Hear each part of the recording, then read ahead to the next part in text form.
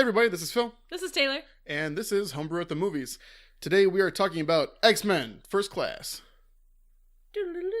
Thank you. Yeah. I'm going to get this 2011. 2011. Going to get this out of the way. They did not bring back the X Fade out.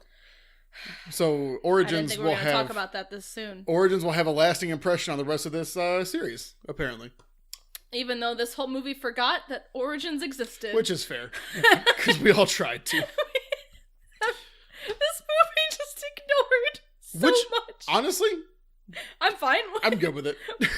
And I appreciate that, but I want the director to come out and be like, no, that didn't exist in our universe. As like a corner on like the bottom of the box, it's like, we do not accept. Speaking of the director, it was Matthew Vaughn, who did Fantastic Four, unfortunately. Fantastic Four or Fant4stick? What was the first one? The 2005 or whatever one. Oh, he did that one? I think that's so. Fantastic. I think Four. so. If it's like the gritty reboot from like 4 or 5 years ago, it's Fant4stick. They both were bad. So, right? One had more charm to it. Which one? The old one. Okay. Yeah. I'm not quite sure. And he also did Kick-Ass. Did you ever watch Kick-Ass? I did. I loved that movie. I liked that movie a lot. Yeah. He Matthew Vaughn. That's our director. Yeah. Good old Matty Vaughn. I'm going to fill some air because Taylor dropped her pen. This movie had a budget of $160 million Renos. How much milliarinos? $160 million Renos. Oh, dollarinos, yeah. Not milliarinos. Oh, no, that'd be absurd. That's absurd. Yeah. And I believe it brought in about $355 million, which is a pretty good turnaround. I guess it did. The X-Men, so far, it seems like all of them. They're at least profitable. All of them have been profitable. Yeah. Was Origins? I can't recall. I try not to recall. If that's worry not. I used the same notebook this time. Oh, hell yeah. So Origins has tainted this whole thing and I have to throw it away. 150 million. Oh, yeah. Okay. And it grossed 373. So. All right. About the same. Yeah. That's good to know. You all wasted your money. Bryan Singer produced this movie, and he also co-wrote the script. Oh, sweet. Mm-hmm.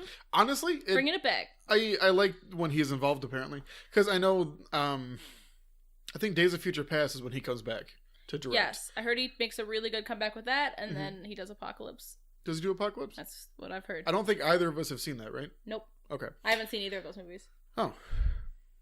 I remember liking Days of Future Past. All I know is Sophie Turner is... No, she's in Apocalypse. She's not. She is in APOC. She's not in Days of Future Past? I don't believe so. Oh, man. What is it all for? Honestly? It's all for her. It's all for her.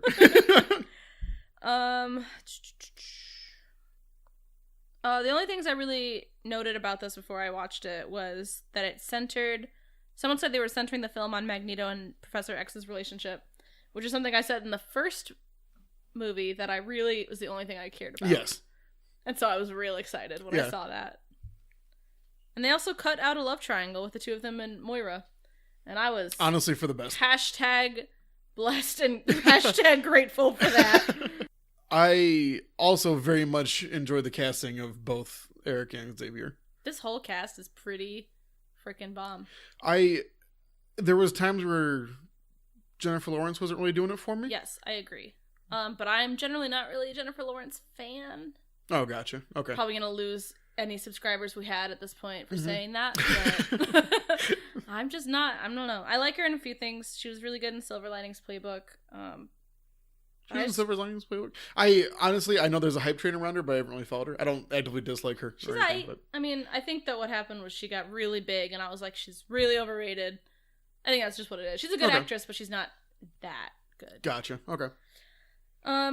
So yeah, no X Fade out. It's ruining my life. It's fine. Origins will haunt us forever. Yeah. And then we do the exact same scene we did in the first X-Men movie. Yeah. Poland, 1944. Yeah.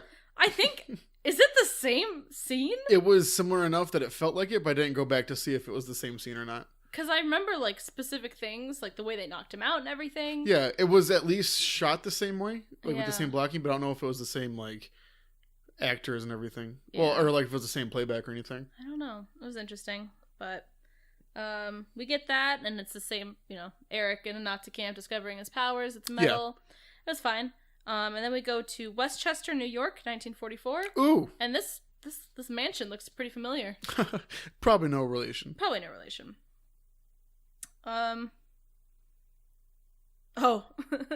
I said baby Charles probably wielding a bat. He hears an intruder, so he's gonna go protect his family. Because you have a house that big, you don't have... Like one security guard. Yeah. One, just one. He must protect the home. Some one guy with a flashlight is like, hey, come on, move it along. I'd like to point out here. Okay, so he goes in the kitchen and he sees his mom at the counter, and then because he's a little psychic boy, he knows it's not his mom, and then he does like some psychic blasts at who we find out is Mystique, and then now on camera we have definitive proof that Mystique can change her shape and size. Yes, we do. Mm-hmm. I'm building my case. I think, Phil, is that actually the only reason that we're doing this review? Yeah, so you were like, oh, I love Sophie Turner. I'm like, I will destroy Mystique and her legacy. Oh, now we're too I've far. played you like a violin. And now we're too far in for me to stop. Of course not. Now you're invested. Yeah, I guess. I don't know. I could have stopped it. We're still riding off of Origins, by the way, so I don't know if, like... I don't know what the tone is going to be like here.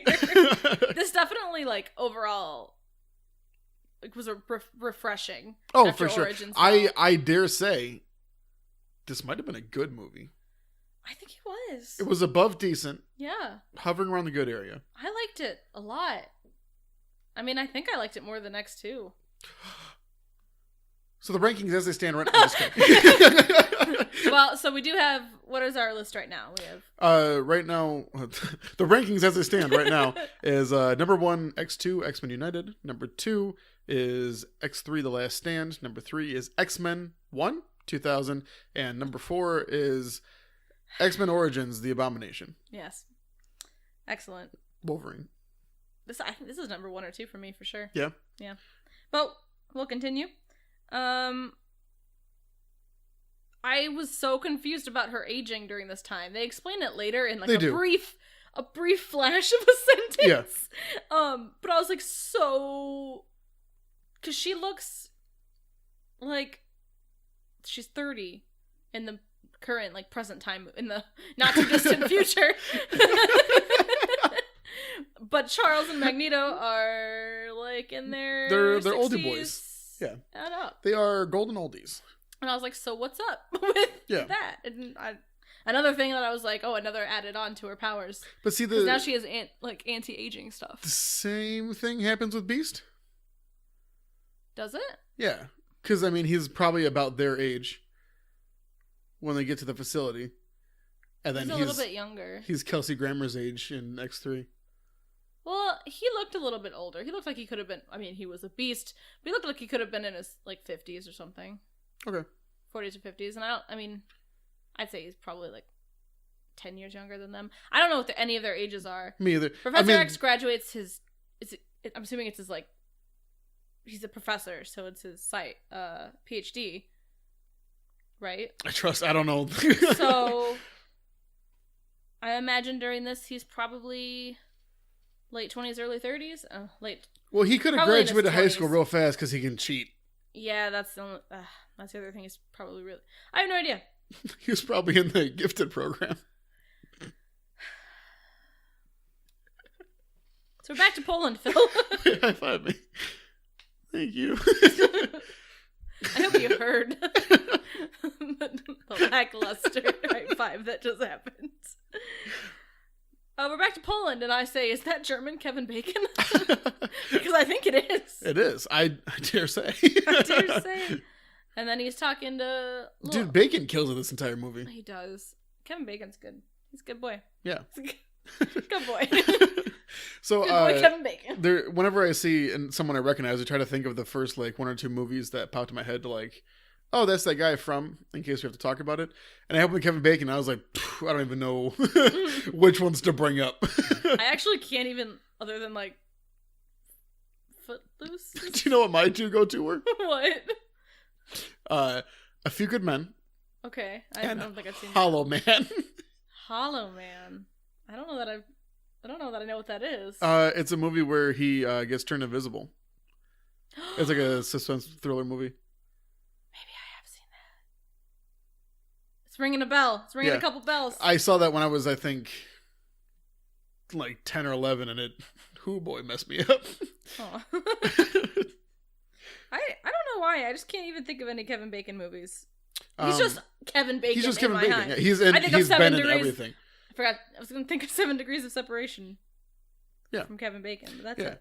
Yeah, Footloose is my number 1 for him. So Hollow Man actually led to a story where my dad got super mad at me one time. Oh, yeah? Yeah. So I had a friend over. Too. What's that? Tremors. Yeah, he's, yeah. Yeah, if you go down that rabbit hole of his IMDb page, you're going to be like, he was in everything. Our next series after Spider-Man is going to be the Kevin Bacon universe. No. I don't need this. I had just seen Hollow Man, and I was like, that's a terrifying movie. So I had a friend over, so we watched it together. And he was like, that is a terrifying movie. And I was like, I told you.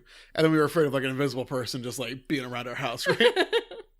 So we had to go to sleep because that's what you do at sleepovers. But we didn't want to get murdered by an invisible person. Or a Hollow Man, if you will. Yes.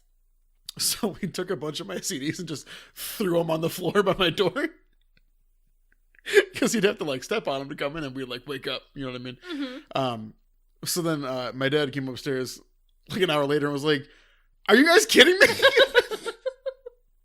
Did he step on your CDs, Phil? Huh? Did he step on your CDs? No, because he walked up behind us while we were in my room. So it was not a good movie trap. Oh, wow.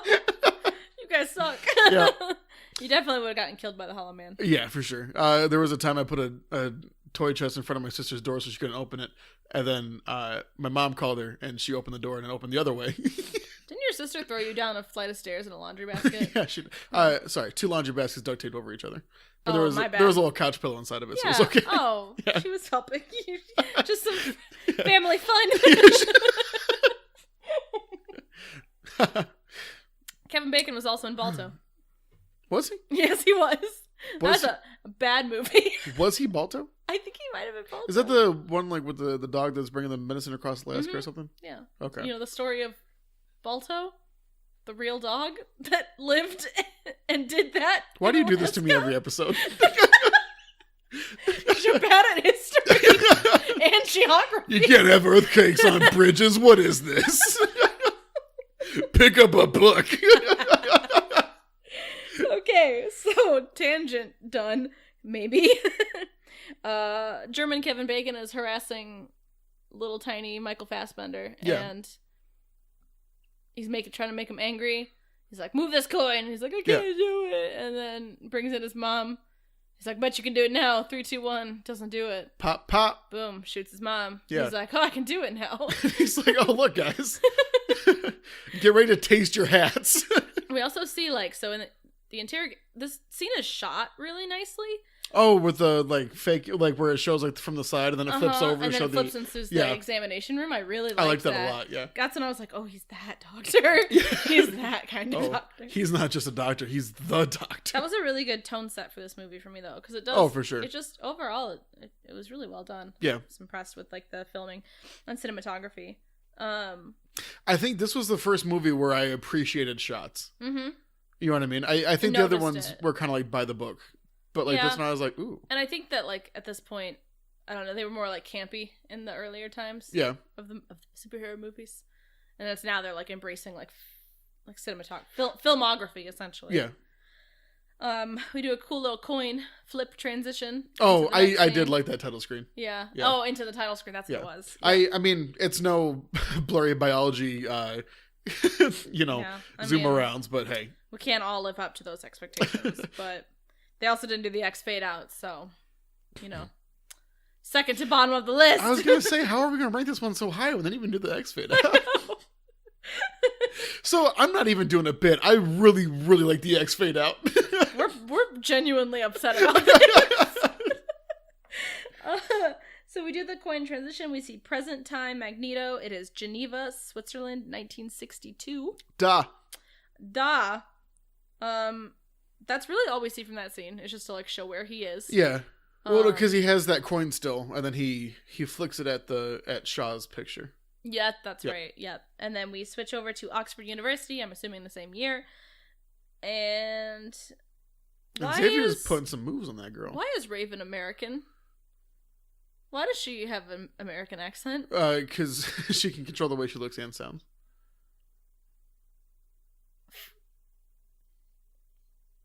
Okay. I don't have an answer for you. Maybe there is an answer, but they don't give it to us in the movie, unfortunately. Well, maybe she was born in America, right?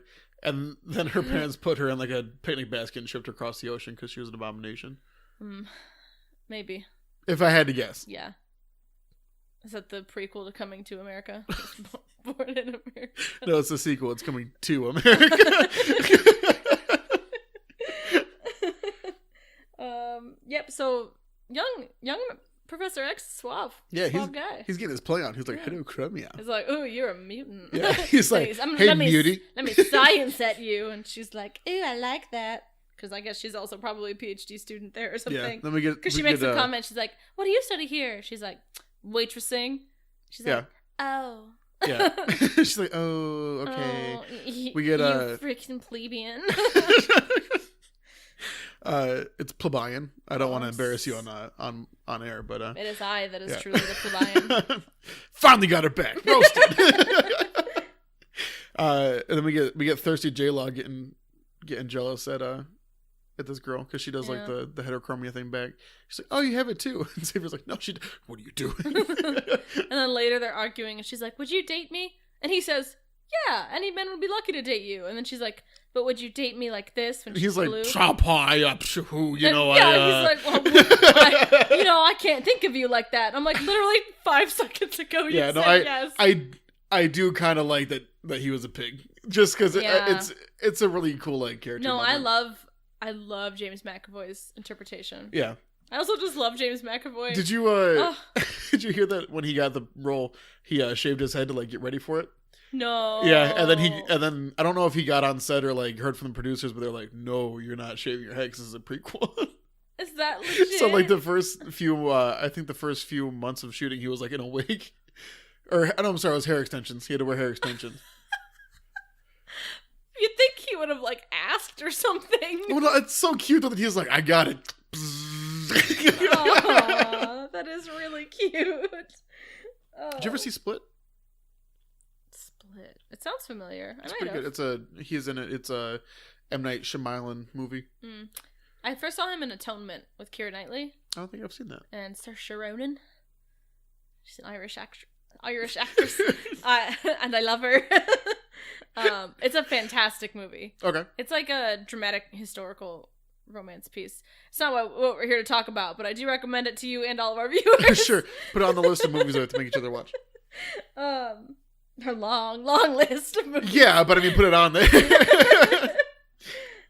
So that'll be our series after the Kevin Bacon universe. Is this the movies we've had to make each other watch, and then we'll rank those against each other. Mm-hmm. Then whoever has the most in the top 10 wins. Ooh.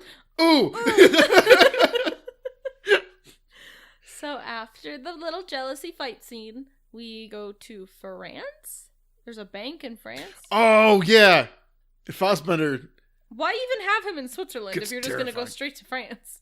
Probably to show that he's going around. Like I get it, to like set it up that he's like going around looking the for world. him. Yeah, around the world in 80 days. Yeah, give or take. Mm-hmm.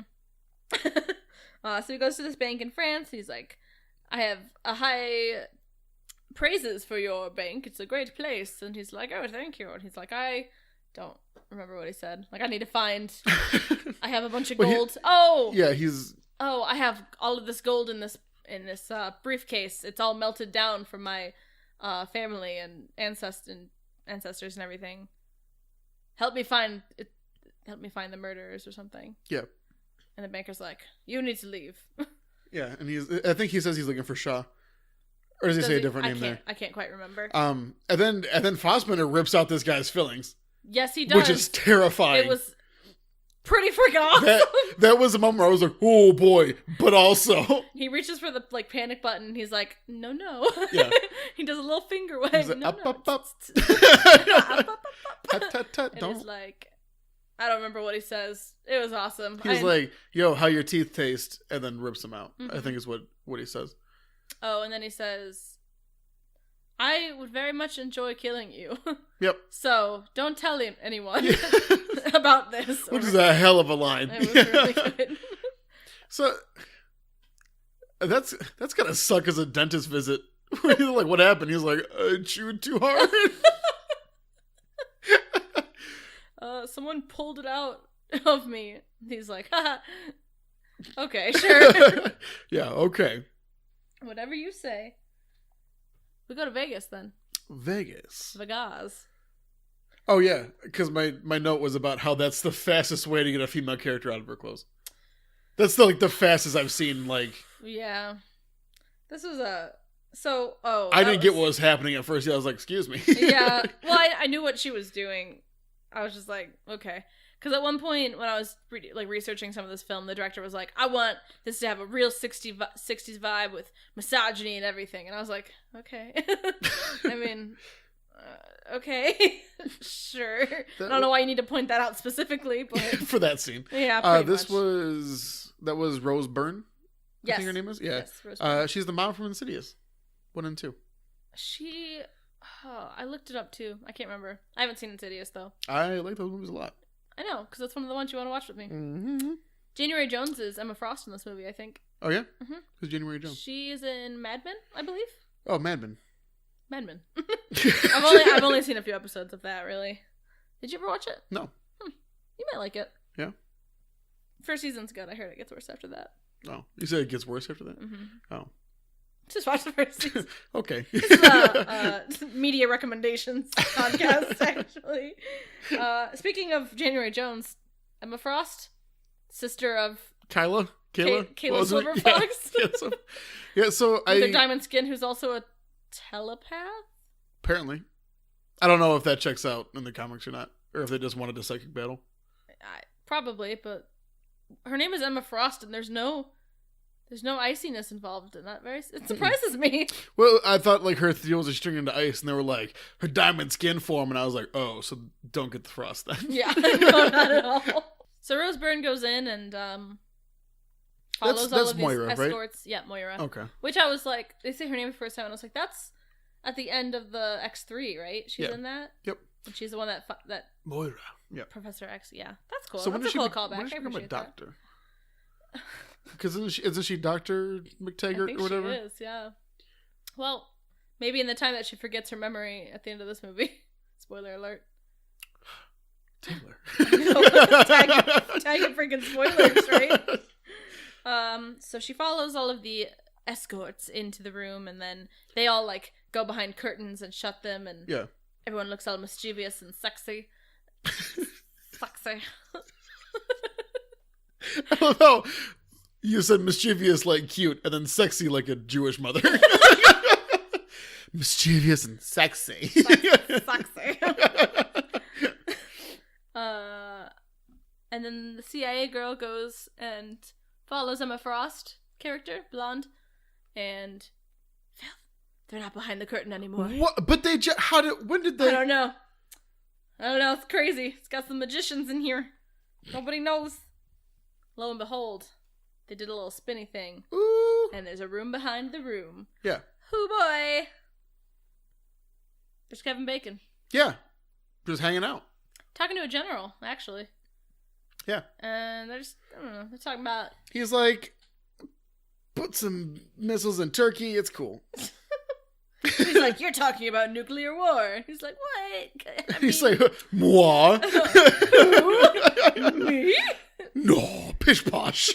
And he's like, I won't do it. And then Tornado Boy is like, but what if you did? He's like, but then we're about to blow you away. And he's like, oh. So... And then the devil pops out. Is Storm just a better Tornado Boy? Yeah. Well, because he can only do tornadoes. Yeah. And she can do tornadoes and a bunch of other stuff. She can turn herself into a tornado. Arms out. Oh my gosh. Just close your eyes and believe. How did that movie get above X-Men 1? I don't know. Yeah, so the devil pops out, which I believe that one like changes his mind more than Tornado Boy does. I just remember him being like, what the hell did they put in my drink? Yeah, he's like, put in my drink. That's actually Azazel. is the flashy boy. Azazel. Which Azazel and Mystique are the parents of Nightcrawler on the comic books. Interesting. On those flippy pages you like to read so much. I wonder. I mean, literally no idea. Yeah, I mean, they could have technically, right? I think. Did Azazel? I don't think live I don't think. I don't think he did a died. I don't think he did a die. No, because he went with Magneto at the end. Magnetron, yeah. Magnetron. Frost can read minds. At one point, I wrote down they too forgot that Wolverine Origins existed. Something to do with Emma Frost, because this was set in the 60s. Is it? Yeah. Okay. I looked up the year for the Vietnam War. Yeah. Check the Origins timeline. And that was in like the late 70s. Okay, I was like, I fucked up again, didn't I? No. You were correct. Phil, literally 1934.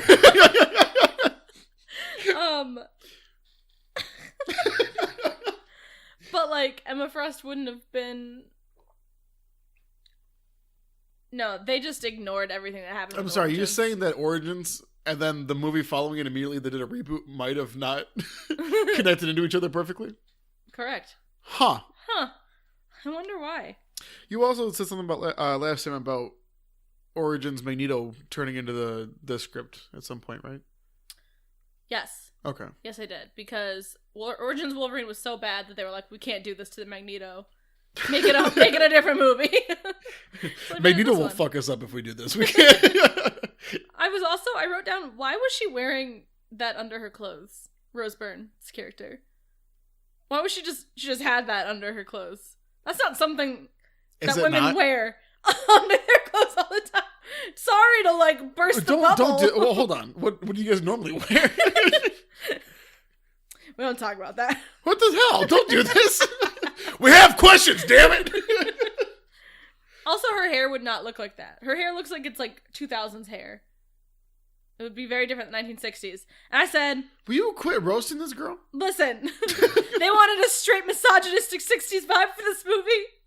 Get the damn hair right! That's all I'm saying. Welcome back to Soapbox. Argentina! What? So welcome back to Soapbox, according to Taylor. Listen, I'm gonna get on it. I got on it real hard last review. This movie was good, so I had to be nitpicky about it. That's fair. That's a little more than nitpicky, but... Your hair looks like shit, dog. Just being nitpicky. I just mean, it's got the misogyny vibe, but like, not the in the setting misogyny, which I would get, but like, it's like the writing itself. Gotcha. It's unfortunate. It's my little strikes against this movie. And then we're going to Villa Gesell, Argentina. Ooh. Is this the bar scene with Maggie Boy? Yes, it is. Okay. And we see Eric is multilingual, which is pretty little. Well, we've discovered that a couple times, haven't we? Because he's speaking. Well, I knew he was bilingual because he's German and English, but he's speaking French at the. You're right. Place. In French and then Spanish here. Yeah. That's cool. He can do it all. He can do it all. And also, he has a Scottish accent sometimes, so I think that that counts. I have so like he does a decent job of it being English throughout like the whole movie, and then towards the end when his whole like villain stuff comes to fruition. Like, all right, lassie, you gotta come with me on the bit. You're with me or you're against me. I was like, it's this weird like Scottish English amalgamation. Yeah. It was gross. I don't understand what he was trying to do there. Or why someone didn't stop him. They're like, you're Fossey boy, you gotta stop. Come on. It's a what?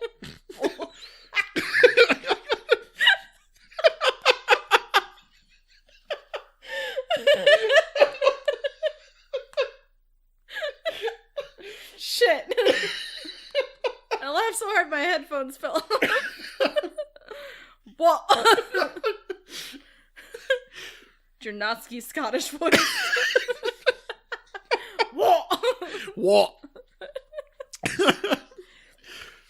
So he totally murders everyone in this bar in Argentina. Well, I like this whole scene was good. Yeah, when he sat down with those guys and he's like, the one guy says he's a pig farm, the other guy says he's a tailor, and he's like, yeah, my parents were murdered by pig farmers. By pig farmers. Cheers and tailors. And tailors. Cheers. And they're like, Okay. something weird's going on And here. he shows his numbers, and then the guy puts his hand out, and Fassbender grabs it, stabs the hell out of him. This is pretty damn good. And then you're like, wait, I thought he had magnetic powers. And then the guy comes around the bar and gets fucked up. He like pulls out his gun and he's like, wait, and then he switches the gun motion over to the other guy, and I was like, oh god. Although, why didn't he just let go of the gun? Because he could have. Didn't control his hand around it. I mean, you know, because in the heat of the... It was a cool scene, okay? It was cool. Will you turn off nitpick mode for like 5 minutes? I don't know how to interact. I actually enjoyed this movie, so I wasn't like paying attention to nitpick stuff. Unless it came to Mystique. I have all kinds of stuff with Mystique. We nitpicked everything else. I have like a too. conspiracy board at home with like, but in this movie she did this, which means that in this movie... You're the Charlie Day image looking at the board. Oh, and then he says, let's just say I'm Frankenstein's monster, looking for my creator. I couldn't tell if I liked that or not, actually. I dug it. Yeah. Although I think in different delivery it would have been a worse line. I was just going to say, I think that Fassbender did it in Frankenstein's monster. Isn't he Irish, though? Isn't Michael Fassbender Irish?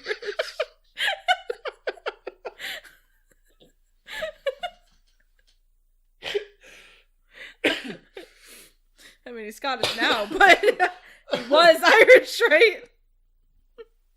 Yeah, he's an Irish-German actor. Check that out. You know, wouldn't you know? Wouldn't you know? So we go back to Oxford. Don't we go to the CIA first? Do we? Yeah, because... No, we do go to Oxford. Because she's like, we need a mutant to study mutants. Or no, she's like, I wanted someone who's specialized in mutants. Oh, and Charles was getting lit. Yeah. I like Charles' You like character. frat boy Charles? Frat boy Charles. I just appreciate the contrast. Yeah. I think it's fantastic. I really like the duality they set in, like, especially like in the first two scenes of Charles and Eric, like with that whole Poland thing. And then cut over to his mansion. I was like, I dig that a lot. Like, just that hard cut. Poland. I can't, I don't know. No, for sure, I get it. Yeah, and then the CIA girl comes in and is like, I need to talk to you. Yeah, and he's like, only with your... He calls, like, the mutation for auburn hair. And then she's like, listen. I already took my clothes off once this movie. It's not happening again. Yeah. Good. She's like, I need your help. He's like, how much do you know? And it's like, oh, he did his his PhD thesis on like potential of mutants being in society already. Which again is cheating. Yeah, and she was I don't think he earned anything. Probably not. But like, is he also just really smart because he just knows the answers to everything? Because he has that information too. I guess. Maybe he has learned it. He seems like a smart dude, but maybe he's just a pretentious mind reader. I don't know. Who knows? He has so much potential, he's just wasting it, you know? To quote my 4th grade teacher. But look at us now. You're supposed to comfort me when I say things like that, Taylor. I'm sorry, I can't. Okay. Oh, and then they're on a boat with Kevin Bacon after this. Yeah. And he freaking nuked that dude. Yeah. Straight up nuked him. Was that here? Yeah, I think so. Yeah. Mm-hmm. Yeah, because he's like, I'll pull this pin. He's like, no, you won't, but I will. Yeah.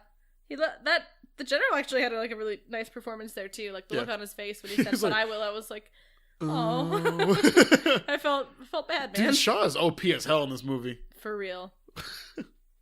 I feel like, where does that power stop? You know?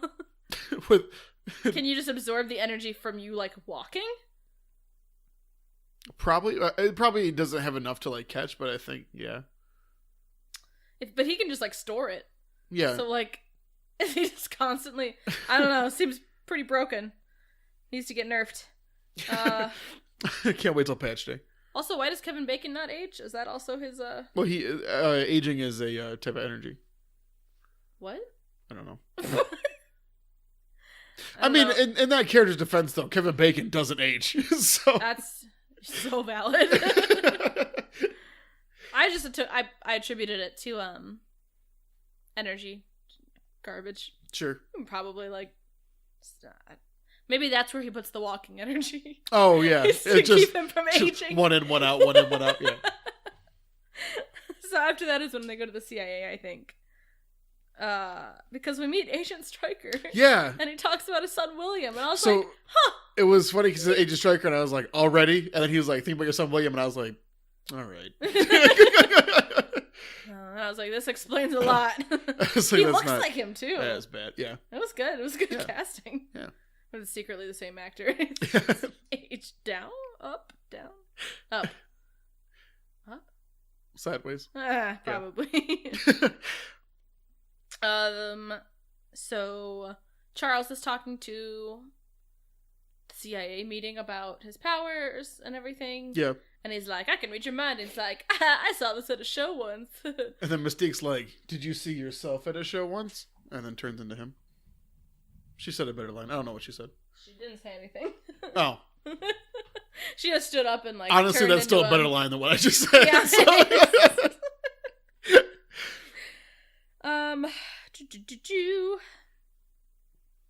Oh.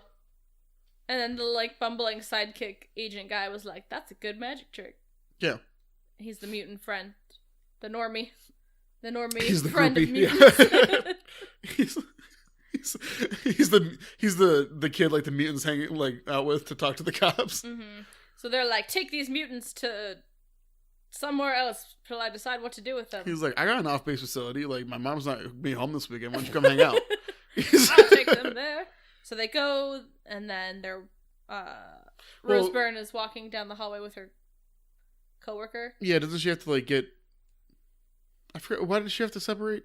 Because they weren't allowed, she wasn't allowed to come with them at first, wasn't she? Right. They were just like, we have to figure out what to do. So take the mutants away, and then she'll just hang out, I guess. Yeah. And then they're walking to the hallway, and then everything freezes. Whoa, crazy. Yeah. The guy's like having water run up his nose, so he's gonna drown. Yeah.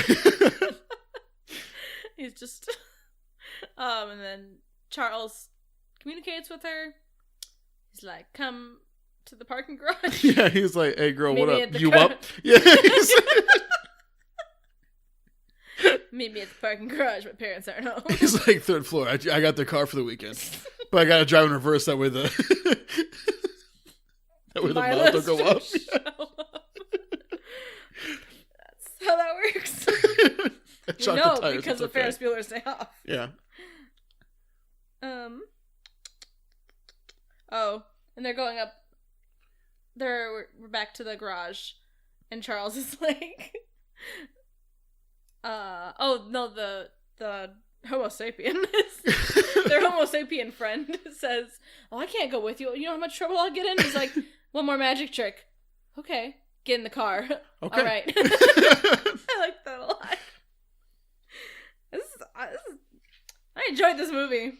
This is the first one I think I genuinely enjoyed. I think it was a touch too long, but I think at the end of it, I was like, all right, we can stop the review now, right? We're on the same page. Yeah. All right. So our X-Men ratings as they stand right now are number 1 next to X-Men United. Eric sneaks up on Kevin Bacon next. Yeah. On the boat, and lo and behold, he's caught. Yeah. Who knew? Emma Diamond is like Diamond Frost. Diamond Frost. Diamond Brain Frost. Diamond Brain Freeze.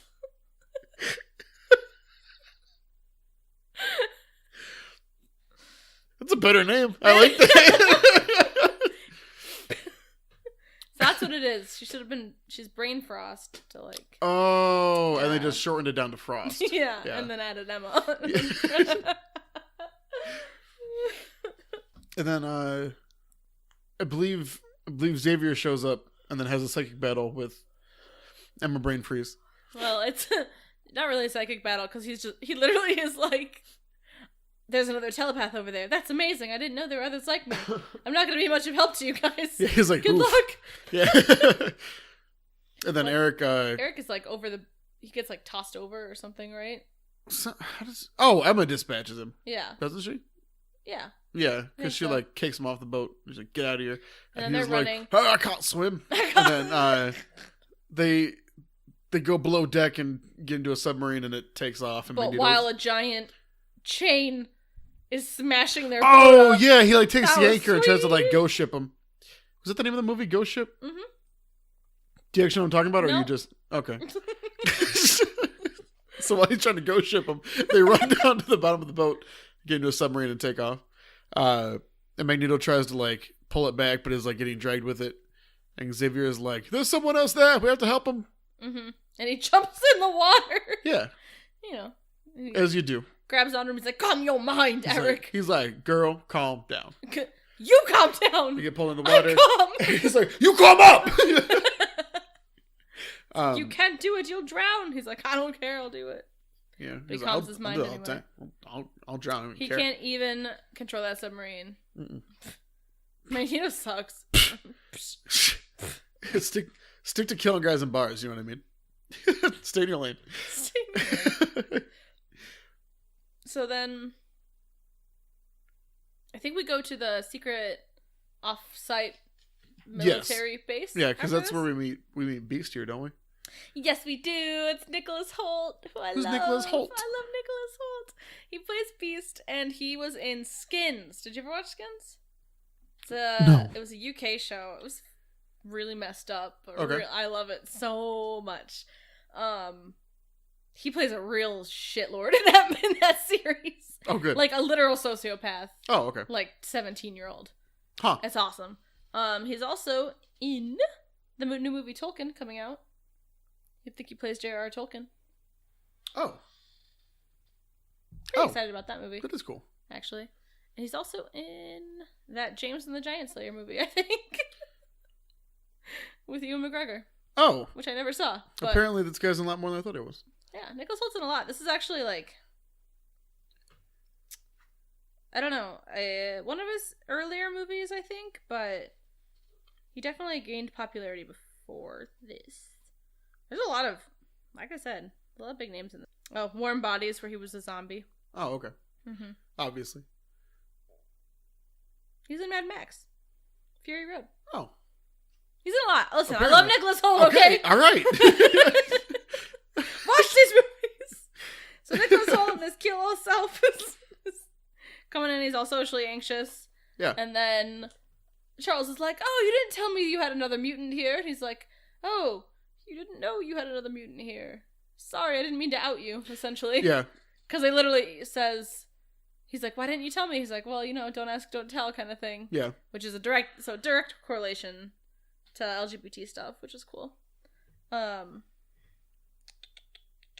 So it's Hank McCoy. Yeah. Good old Hanky Good old McCoy Hank boy. McCoy. Is this where he takes off his shoes and does the flip? Yes.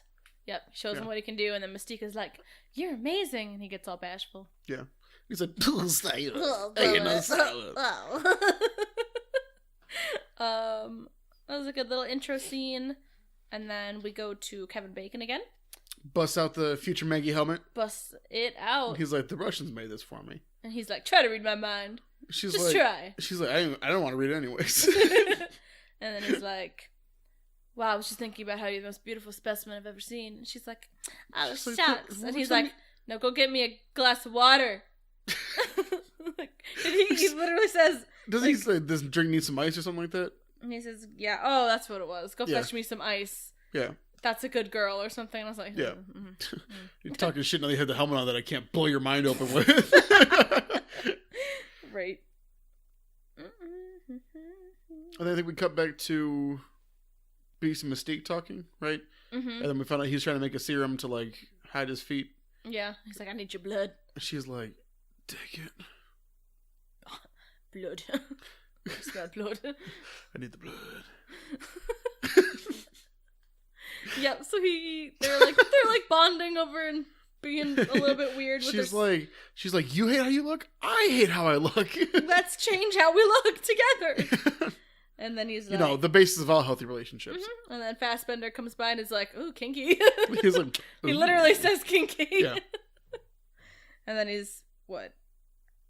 Oh, he's basically like, you. If I looked like you, I wouldn't change a thing, essentially. Yeah. This is the only thing they do build up, like, a romantic thing between them. Yeah. But... a bit. There's... I don't feel that at all. Mm-mm. I get that, like, she likes him because he's, like, accepting of her true form. Because he's mutant and proud. But there was no, like, actual, like, romantic tension between them. I will input here.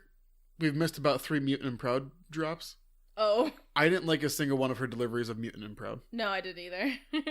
Like, not a single one. Mm-mm. There was one where I was like, that's it. And I was just like, ugh. That's the take, huh? Mutant and proud. Mutant and proud. No. I don't know. That line just... I wasn't a fan of that line in general, but it was because of the delivery. Well, when they did it like as like the cheers at the beginning, and then like when she was mocking him, I was like, okay.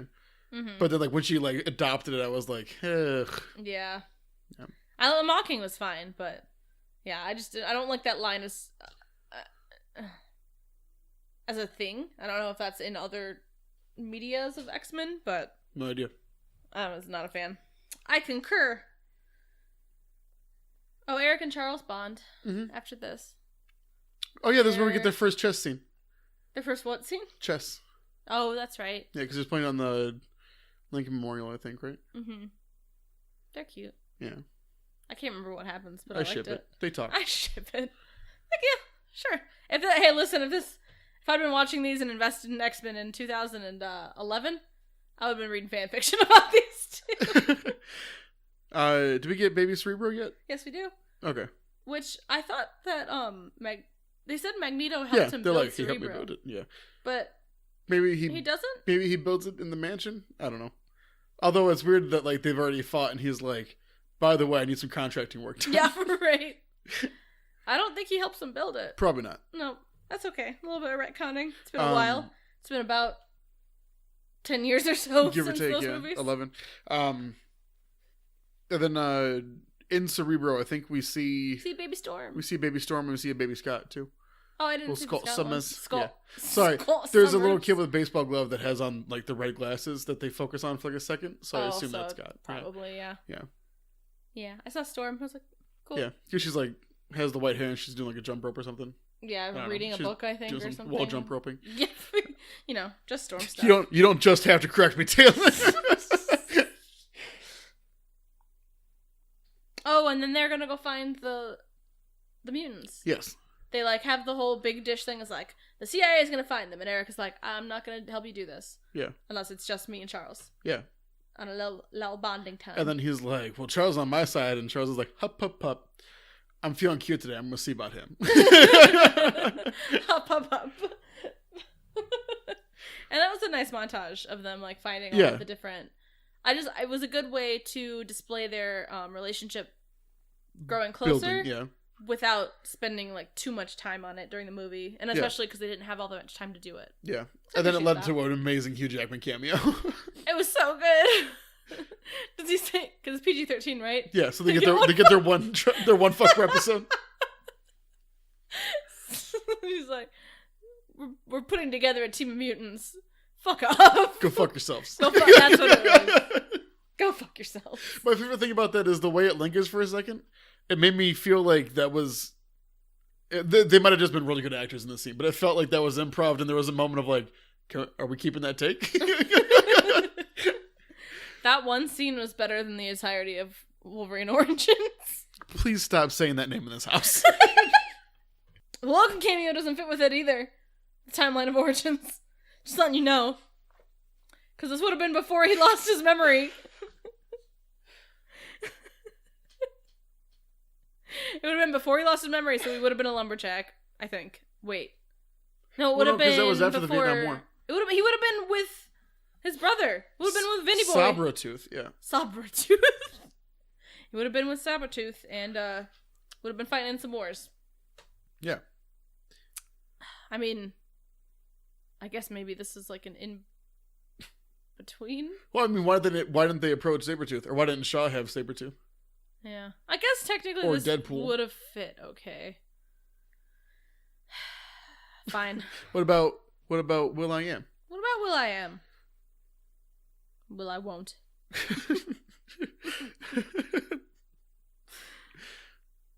Frost senses Charles. Oh yeah, because she's like, I shouldn't be able to feel him from this far away. He's amplifying it. Oh, that's right. He's trying to find other mutants. Mm-hmm. So they know that they've got Cerebro and are looking for recruits for their cause. X and Magneto bond some more. I think they play some more chess. Yeah. He's like, knight to king 5, and then he's like, he cheated. Knight to E4. And there's I actually kind of like that scene where they're like naming each other. The kids are like bonding. Oh, and the next, yeah. See, I'm always kind of a sucker for scenes like that. Like in Age of Ultron, the like party scene where like I haven't seen that movie. Okay, well, in Age of Ultron, there's a scene after they all like have like this little like victory party after they do a plot point. They reach a checkpoint, so they like just kind of start ruining their save. After the party, they're all hanging out like on these 2 couches, just like talking to each other, and like they're just like sitting there like shooting the shit, and it's like probably one of my top scenes in the MCU. That's cute. Yeah, so I like scenes like this where it like humanizes the like heroic characters. Absolutely, like you need a soft scene. Yeah, to like interlay between everything else. I could have used a scene where like one of them was homesick but had a pair of ice skates on him for some reason. You know what I mean? And then like Havoc was like, "Come here." I got just the thing. To Angel. And then he blows up a courtyard and there's ice under it and they go ice skating. Yeah. Yeah. That would be nice. See, I mean, it's little things like that. They name him Havoc because he wreaks havoc. Ha. Nice. Also, his name was Alex Summers. Is that supposed to be in relation to Alex Summers? Scotty Maybe. Summers? We don't know literally anything about Scott's backstory other than that he went to high school. Supposedly. Hold on. We know about that in a timeline that doesn't happen. That's true. So absolutely nothing. This timeline, he might have dropped out like 7th grade. So yeah, we have no sure. Scott probably has a brother named Alex. Or older brother. And he's like, I got the hula hoop powers. You got the eye beams. This is in the 60s? Yeah. Why would they have seen Storm and Scott? They'd be babies. I have no idea, Taylor. They would have probably not been born yet. It's a different timeline. Forget everything you know. Oh. So they're like partying and I'm like, Havoc, what's your power? And he's like, you would understand. They're like, show us your power. And he's like, everybody stand back. I don't want to hurt anybody. And they're like, peek behind the that was corner. cute. Yeah. And he's like, get back. And they all get back. And they all lean forward again. He's like, get back. And they're like, no. He's like, all right, I warned you. And he's like, you just got to feel the group. And he starts shaking his hips. Shakira starts playing because you know his hips don't lie. And he starts throwing rings. He starts playing toss across. Breaks a statue. And then the CIA comes in. They're like, hey, knock it off. Who else we've got Darwin, who can adapt to things. Which is a very specific power. Yes. We've got Bird Boy, who can shout at things. Banshee. Yeah. Angel, who has wings and can spit out her stomach. And strips. What? And she strips. Yeah, so the CIA comes back and he's like, what are you doing? And they're like, we're taking out. Then Fassbender's like, listen here, you gotta clean this all up before tomorrow then. Oh, they just got the green light to go help hunt Shaw. Yeah. And they were coming to tell him. And then they were like, we're gonna bring the little ones with us. And he was like, they're not ready. And he's like, they are of Charles compliments them and is like, they are extraordinary people. And then Eric sees this and is like, extraordinary. Walks away. I'm Charles. Extraordinary. Yeah, just making fun of him. Yeah. And then Mystique walks up and is like, we have names for everybody. She's like, you're Magneto, and my closest friend in the world, you're Professor X, which is just your name and title. I mean, it's a good name. Sounds cool. Yeah, but it's not very creative. That's just what he would have been called anyways if he stuck with his job. Yeah. Nothing changed. Magneto is way cooler. Yeah. So, we named you Taser, and you're Butterfly. What? And then Charles is like, I expected better from you, and then walks away. Yeah. And they're all sad, and so then we go. They're like, well, these little shits aren't coming with us. So they need to clean up their mess and learn some respect. yeah. Yeah. Time out time. Yeah, like, all right, each of you find a corner. No talking. And Angel's like, I know my corner, and they're like, nah, I like that. So Charles, Eric, and Roseburn go to go to Russia. You're Magneto, you're Professor X, and you are Rose Byrne. Roseburn got the best one. It sucks on a meta level. She got burned. Yeah, you know, every rose has its burn. Cut this out. Don't you dare. So they're gonna go to Russia to some general's place, and guards are like, there are guards. Yeah, they're like, hey, they're guarding around. You can't just come here with a big old truck. And then they're like, well, I didn't see this on the map. Yeah. Even though, what? You should have expected that, maybe. Maybe. You should have expected not to just stroll into like a general's compound. And so they're like, hold on, everyone stay quiet. And then the driver opens up the back of the truck, and oh my god, there's nobody there. Xavier's doing the old empty truck gang. That's crazy. Like, he's really powerful. Yep.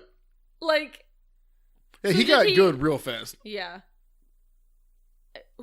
How did he learn? That's why I think he is just genuinely intelligent. That's a real good point. Yeah, he may just be really smart. Probably just a smart dude. I think after that it flashes to Frost going into the building.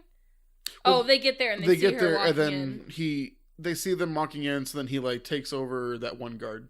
Yeah, that he just possesses someone. Yeah, literally. Charles could be a pretty good supervillain if he wanted to be. I'd like to see the other movie, the alternate movie, where he goes with Eric and they take over the world because who would stop them? Yeah. So they go in, and then Eric is just like, screw it, I'm going. I love Eric going ham here. I think I just really like these characters. They're good. Dude, this might be a good movie. I think it's a good movie. Like, overall, I'm pretty impressed. Eric just dispatches literally all these people. Oh, he gets like the barbed wire and he wraps the guards up in it and everything.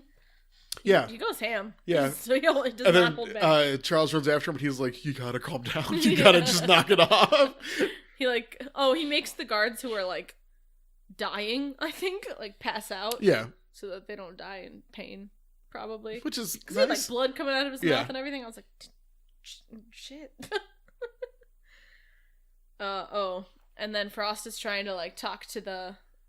Oh, she's doing a mirage of herself. Oh yeah, they start like flirting, and then like it shows that like they're making out and everything, and then it cuts to that she's just on the couch like making him think. Yeah.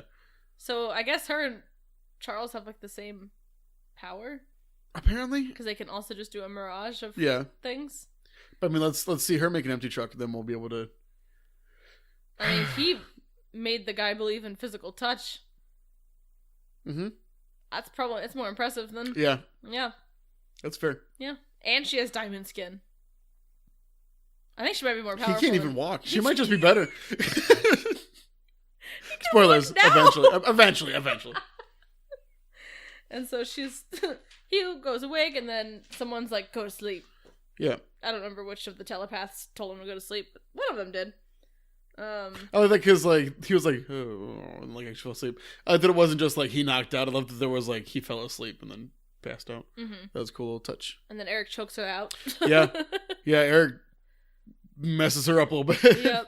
Because then he start like breaking her throat open or something. Yeah, because she's like, I have diamond skin, and he's like, not for long. Yeah. And he ties her up with metal. Mm-hmm. Yeah. Yeah. Against the bed frame. Oh, they start interrogating her. Where's Sebastian? Is that his name? What's his name? I think it's Sebastian Shaw. Sebastian Shaw. Where is he? And she's like, you're too late or something. She's like, I'm never going to tell. You can't get it out of me. And then he starts like tightening the one around her throat. And starts like cracking her throat open. That's right. And then he breaks the... Oh, and then Charles looks into her mind. to see like what the plan is. Oh yeah, there's that like he takes the missile sticker and puts it over Cuba. And then we hear something about how radiation gave birth to mutants, I think. Yeah. There yes, but I don't remember where that is, or if I think that's when he's reading her mind, essentially. It's either that or like literally the next scene.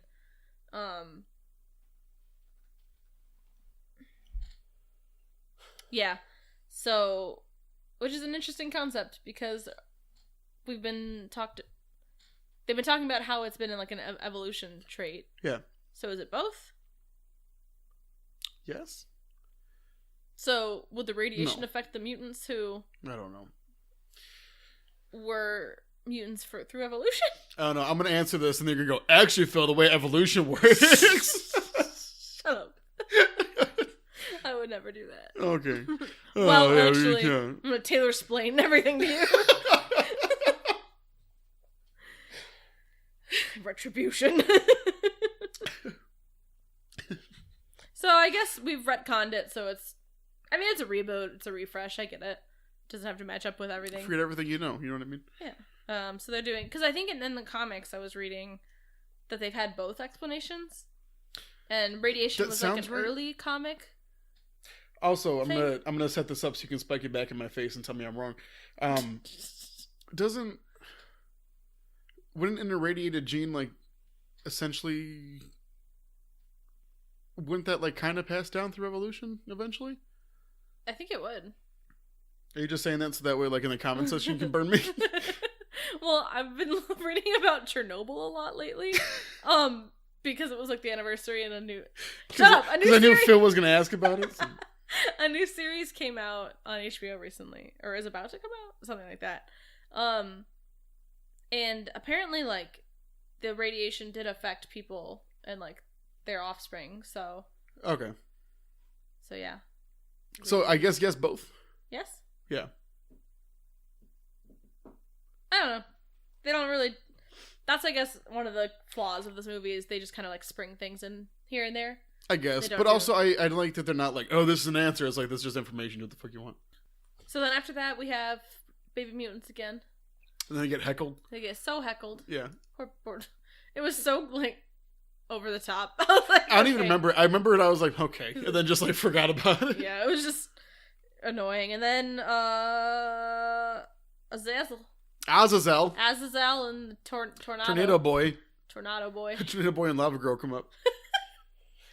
And they just literally murder everyone. Yeah, and Shaw goes ham here too, which is turns out he can do that. Oh, that's what happened. He walks in and this whole room with people with like with guns and a bazooka. Yep. Shoots at him and he absorbs all of it and it looks really cool. I really like the animation for when he absorbs the energy. Yeah. And he just destroys everything. Yep. Azazel starts in my notes it wrote, and Azazel starts yiking everybody because he just picks them up. He starts whatting everyone? Yikesing everybody because he picks them up, goes up like 80 feet in the air and just drops them and then goes back down to somebody else. He yoinks them and then he eats them. Yeah. The Azazel yoink. He yoinks and lets gravity eat him back down. Yeah, that was a pretty hefty scene. I enjoyed that. Freaking everybody died. And then he Oh, and the chubby sidekick got chubby humor comedic. He gets killed. That was sad. Gets killed right in the head. Our comedic relief. That's what it was. That's what I was looking for. Comedic relief gets killed. It wasn't not very comedic. No. Oh, and then they're like, come with us or be enslaved. And then Angel's like, come. Yeah. And then Darwin's like, I got this, and then like winks at everybody. And then he doesn't got this. He does not got this. That was sad. That was really It was one of those things where I was like, oh man, a character sacrificed themselves, but then I also didn't have any attachment to him yet. Yeah. So it was weird. Yeah. You know it was also so it was like be enslaved, and then it cut to the one black guy. And that was kind of weird. I didn't even notice that. That was a little bit weird. I was like, what's a weird choice? Nobody caught that.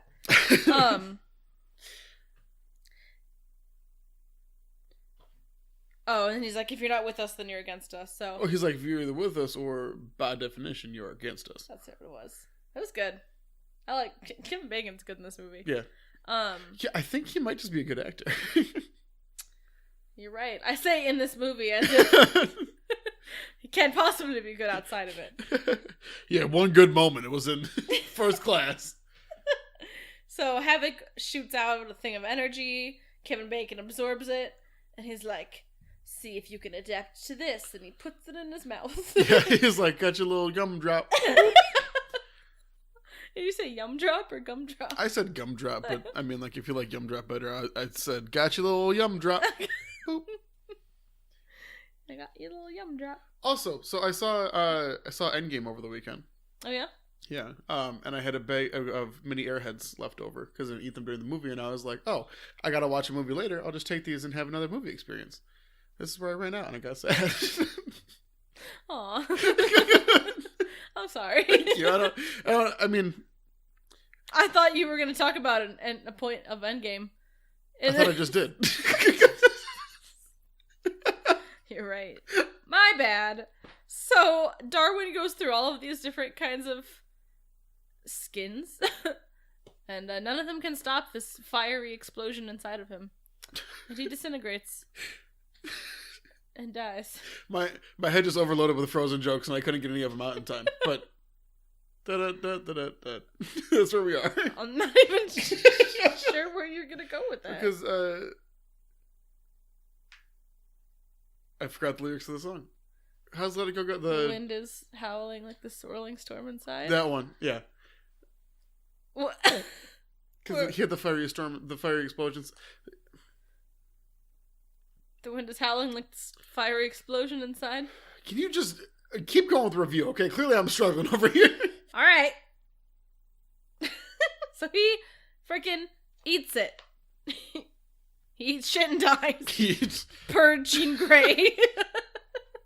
We get one per timeline. We go to Moscow and Kevin Bacon is talking to a general. He wants nuclear war. Oh, it's the same guy that we were at. Emma Frost was hanging out with. Yeah. And he's like, I'm not gonna do that. He's like, yeah, you are. Yes, you are. Because I'm gonna destroy you if not. He's like, yeah. And they're like, no. He's like, oh, and then that's when Angel, Frost, and Angel, Tornado Boy, and Azazel appear. Yeah, because like, and he's like, oh, jeez. He's like, you're gonna do the thing. And he's like, I'm definitely gonna do the thing. Oh boy, am I gonna do the thing. Oh boy, yeah. I cannot wait to do this thing. Oh, and then they go decide they're gonna do the training. Mm-hmm. They go to training. And Magneto starts the Avenger Initiative. Yeah. Wow, the AU we didn't know we needed. It's like, there was an idea. God. So they start training the young muties. I actually really like this montage, I too. do, too. Yeah. And that's when we get, during this montage is when we get the throwaway line where Hank McCoy is studying Mirage's cells and is like, your cells age at half the rate of normal cells. You're gonna be like a young woman forever. He looks at the camera and winks. Yeah. I was like, okay.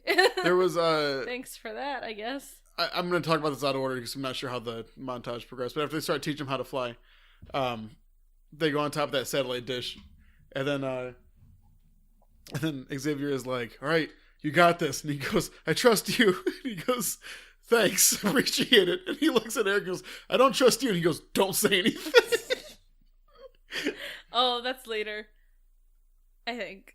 But they're on top of the satellite because Eric pushes him off. Oh, no, it was, "I trust you," and he says, "I'm touched," and he says, "I don't trust you," and he goes, "Say nothing." I did like that. He's like, "I can't do this." And Eric's just like, "Get the hell out of here." Yeah, he's like, bye. I may have just killed a kid, I don't know. Well, they have him like on that building, he's like, just start screaming down words, you'll be fine. And then he just, ah! Poof. I did like that he just straight up fell. Also, it was weird that like Mystique's montage was her lifting weights. Yeah. Yeah. And then Eric was like, if you're using half your concentration, you're not using all your concentration. All your concentration. So you're not using all your concentration. You're wizard art. You're a mutant, Raven. She's like, I'm a what? I'm a what? You are a mutant. You are a mutant. And then that's more romantic build-up between them, right? Yeah, I guess. Sure. It's Jean and Wolverine all over again. Shit. Still not as bad as that, actually.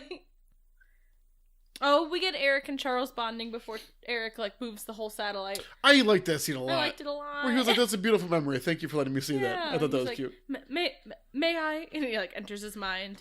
And he starts crying. Ah, that was good. He's like, I see the good in you, Eric. I've seen it. Aww. I've seen it. I've seen it.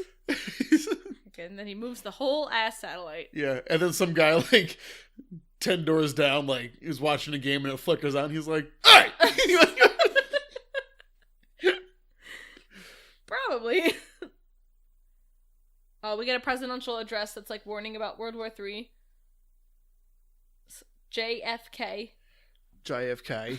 I saw a review for this that was like the best acting in this movie was John F. Kennedy. And I was like, that is uncalled for. That's a statement. I know. That was weird. I don't know if that's a political statement about... I don't know. I think they were saying the movie wasn't acted well, which I disagree with heartily disagree with. I think there was some like duds in it a couple times, but I think overall it was acted pretty well. Pretty well. Jennifer Lawrence was aight. She was fine. Speaking of her, we go to Beast and her, and he's like, I have the cure. And she's like, don't you love me like me? And he's like, no. He's like, girl, right now, you hot like that? That's literally what he says. I think. Which is a little fucked up. A little bit. I felt bad for her there. Mm-hmm. So he's like, we need this cure so that we can look normal. And she's like, cry. Yeah, she's like, And then he goes away. And then Eric comes in and like she's waiting for them and he's like, we got to get some sleep. Oh, that's not yet. That's not yet. Mm-mm. I mean, it's pretty much in this area because Beast injects himself first. Hank. Oh yeah, because they're playing chess right now, and then Eric's like, oh man, I'm gonna kill him. And then Xavier's like, you really shouldn't kill him. He's like, but what if you didn't? And then Eric leans and he's like, I'm gonna kill him. What if I did? Yeah, that was pretty much the whole interaction. And then Hank injects himself, and he's like, "Oh, I'm human again." He's like, "It's fixed." Oh no, it's worse. It's worse. I liked what they did with Hank in this movie because it makes that scene in X3. Was that the Cure one? Yeah. Where he like we are the Cure. Yeah. Where he reaches in like next to the little boy and like his arm goes human again. Yeah. And he like looks at it and it makes it more meaningful for me because of how much he wanted to not be like a beast. Yeah. Also, there's that line when they're playing chess where I don't remember the setup for it, but there's that line where Magneto's like, peace was never an option. Mm-hmm. I was like, damn. Yeah. Then we go he said peace was never an option. He had like a decent English accent. I'm being an ass right now. No, but like that last scene, he just kept like slipping into Scottish for some reason. It was the whole thing. It was like a switch. He turned villain mode and Scottish came out. That makes sense. Yeah, he's like, I need a deep British accent for that. And like he turned the knob too far. And he was like, they're gonna take our pancakes. I've seen Braveheart once. I think that was the gist of the speech. Oh, woof. But they'll never take our syrup. Magneto, magnets. He does the magnet hands.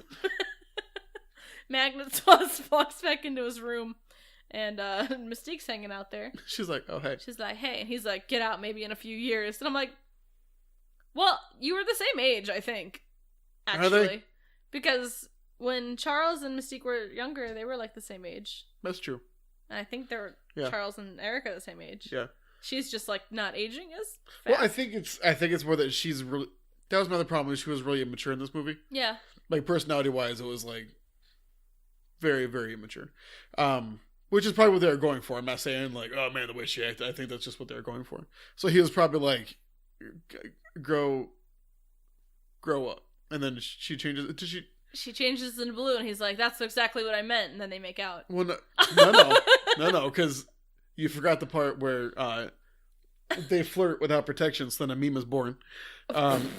Because he's like, who did she change into? Did she change into like an older looking J-Law? Yeah, I think she changes into the actress she was in the original movies. No? It looked like her. I don't know. She changes into somebody who looks a bit older, and he's like, I prefer the real you. Then she changes into J-Law, and he's like, I said the real you.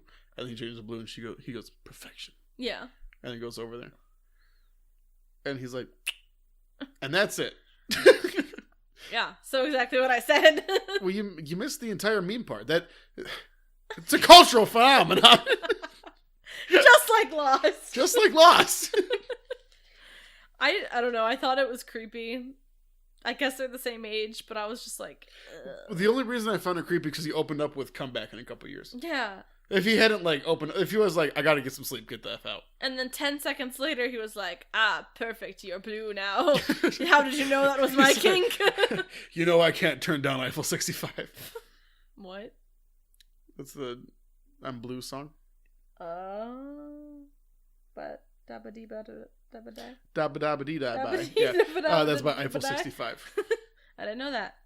I learned something new in this review. Yep. I don't know that earthquakes can affect bridges, but goddamn if I don't know who would perform the song Blue. So then they're all ready. They're all perfected, and they're trading, and they got their yellow suits on. They're pretty cute little callbacks. Yeah. I like them. Well, the comics. Well, they went into Beast's place, and it was like, get the box marked X. Hank, yeah. Meet me in the hangar or something. And then they show up in the hangar, and he has a little entrance. And then, they're like, we forgot to mention how much of an asshole Alex is being this entire time. Yeah, he keeps calling him a bozo, and like, eventually he's like, am I still a bozo? And he's like, yeah, you're still a bozo, McCoy. And he's like, thanks, dude. But good job. Yeah. And he's just being a dick for no reason. Just being a dickhead, as Ellen Page would say. A dickhead. Ellen Page. So we're all about the callbacks here, folks. Yes. What is the series without them? And then he comes in, and then Eric's like, "You've never looked better," and he's like, "Don't talk shit. Don't mock me." Yeah, and Eric was like getting choked out. And he's like, "Oh, this is how I die." And then he puts him down. Professor X is like, "Can you? Could you not? What if you did? Put him down. Don't hurt the help. Put him down. Put him down right now." And then fine. Eric was like, "I was being serious," and then Havoc was like, "Yeah, you look pretty good, actually." I'm like, beast. You're like a beast, dude. Beast. Yeah, and then they like flex at each other. Yeah. And then Alex like, arr, arr. I don't know what guys do. I assume that's what guys do. I assume that's what happens at the gym is you just flex at each other and bark. Oh my goodness. Oh, and then we go to Battleship. We play some Battleship. Yeah. Also, Michael Ironside plays a captain here. Who does? Michael Ironside. He plays Sam Fisher in the Splinter Cell series. Don't know what that is. It's a stealth series. It's pretty good. Yeah. I don't think I've ever even heard of that. You've never heard of Splinter Cell? That is not as surprising as I made that sound. I don't know why I acted like that. No, I have not. I mean, I understand you haven't heard of Splinter Cell. I don't know. I was like, excuse me. Oh. It's probably one of my top series, I think. It's a stealth series? Mm-hmm. Stealth action. What's it on? Yes. Oh, okay. Yep. Media recommendations by Phil Taylor. Man, there's always got to be an evil striker. Yeah. I mean, that's the through line of the series, actually. There must always be a striker. We thought Magneto was the big bad, but it's actually Stryker. It's the Game of Thrones House Stark words. There must always be a yes. striker. Just like the Game of Thrones. For those listening that understand what I'm talking about. Like Phil. Like Phil. You know what I mean. You know what I mean? Oh, yeah. Where's our you know what I mean counter? Bing. Probably like 1300. Yeah, probably. So there must always be a striker on a battleship. Or in the U.S. Army, U.S. government, and somehow. So can we talk to this striker about wars? Or is that just his son that we can't talk to about wars? I think just his son. Okay. Specifically. Because he says me, not like, you can't talk to my family line about war. He can't talk to me and my daddy about war.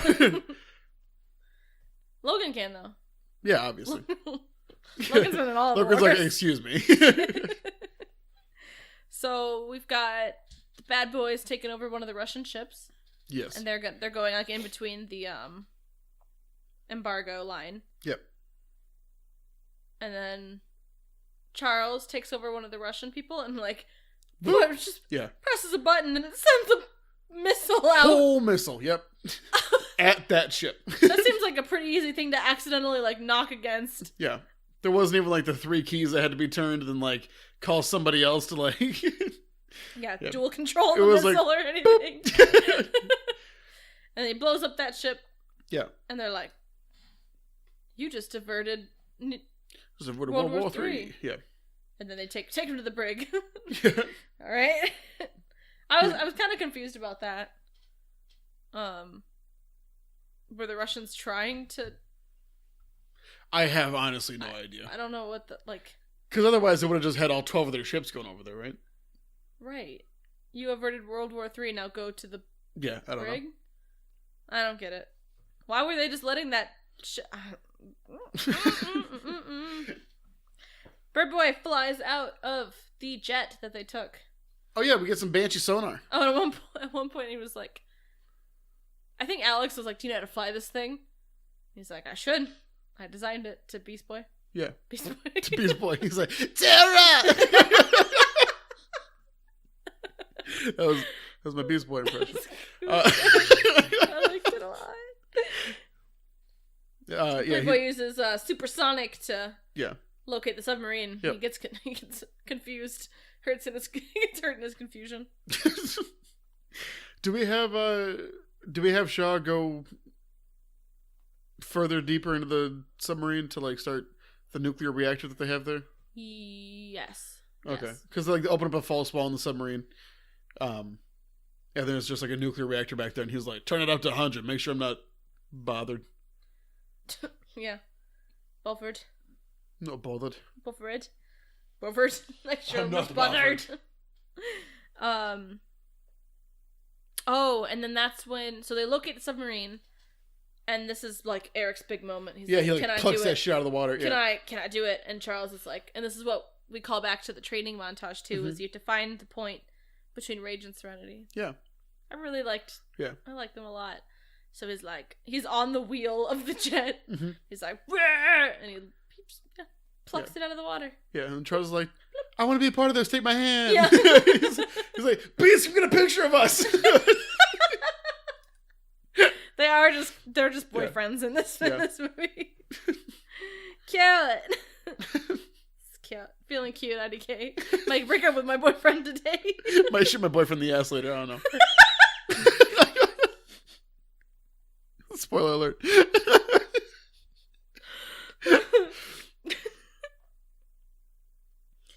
Oh gosh. Oh, and then what do they do with the submarine? They like put it on the Well, they shore? start lifting it up, and then something happens to Magneto where he has to drop it on the beach. Yeah.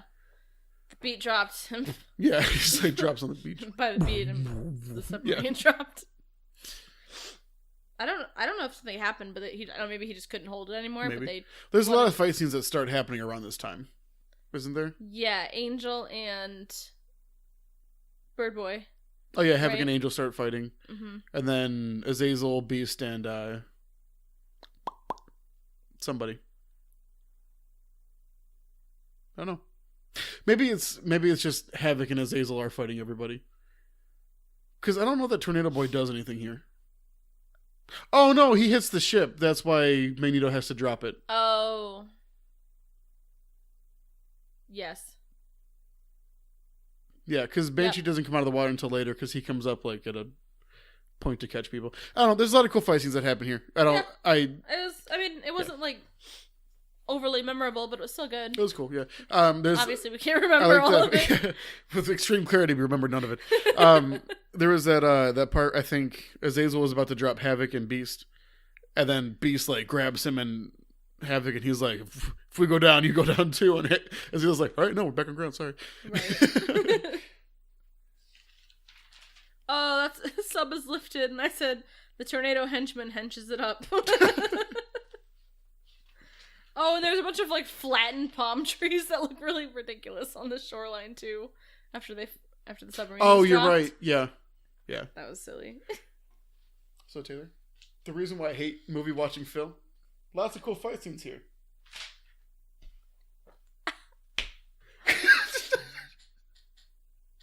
There's 20 minutes of movie left. And there's nothing on that paper. Oh no. Oh, I said, what was really the point of Emma Frost in this movie? Because she doesn't appear again until like the end. But again, for no real you're right. reason. What is she doing here? Nothing. She's in prison. Oh yeah, she got a. Oh, and that was from the general's house. They captured her. yeah, we missed a scene at one point where like they were like talking while she was in a room, and she like shinked a circle in the glass and popped it out and was like, "There's gonna be a war," and that was the whole scene. Yeah, there was no point to her character in this whole movie. Yeah, other than being like. Well, I mean, up until that point, I don't know, or I don't know. No. I mean, if she was cut from this movie, it would have been fine. But then our only Emma Frost drop would have been as Kayla Silverfox's sister.